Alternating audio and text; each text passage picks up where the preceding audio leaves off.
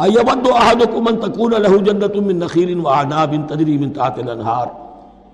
کیا تم میں سے کوئی شخص پسند کرے گا کہ اس کا ایک باغ ہو اور کھجور کا درخت ہو اس میں، اور انگور کی بیلیں بھی ہوں، اور اس کے دامن میں ندیاں بہتی ہوں،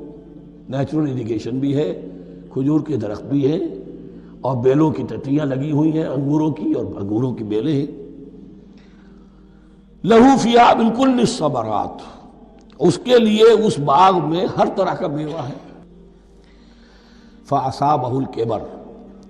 اب اس پر بڑھاپا بھی طاری ہو گیا ہے۔ وَلَهُ ذُرِّيَّةٌ ضُعَفَاء،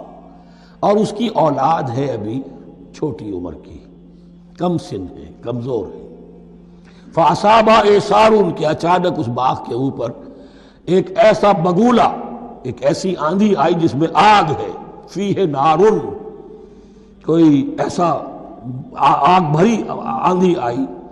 فَأَصَابَهَا إِعْصَارٌ فِيهِ نَارٌ فَاحْتَرَقَتْ، پورا کا پورا باغ جل کر جلس کر رہ گیا۔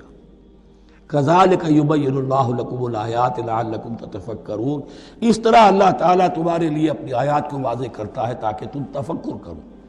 یعنی ایک انسان نے ساری عمر سمجھا ہے کہ بڑی میرے نیکی کمائی ہے، میں نے یہ کیا ہے، میں نے فاؤنڈیشن بنایا، میں نے مدرسہ قائم کر دیا، میں نے یتیم خانہ بنا دیا، لیکن یہ کہ اچانک کسی وقت مانو آنکھ کھلے گی، جب آنکھ کھلی گل کی تو موسم تھا خزاں کا، معلوم ہوگا یہ تو کچھ بھی نہیں تھا، یہ تو گویا کہ ایک بگولا آیا سب کو جلا گیا، اس لیے کہ اس میں اخلاص تھا ہی نہیں،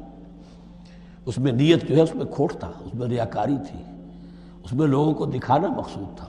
پھر حال وہی ہوگا جس طرح کہ وہ بوڑھا اب کفِ افسوس مل رہا، اب کیا کرے، بوڑھا ہو چکا ہے، دوبارہ تو باغ لگا نہیں سکتا، لہذا جب وہ موت آ جائے گی تو گویا کہ اب اس کے لیے موقع نہیں ہے کہ دوبارہ کوئی کام اور کر سکے۔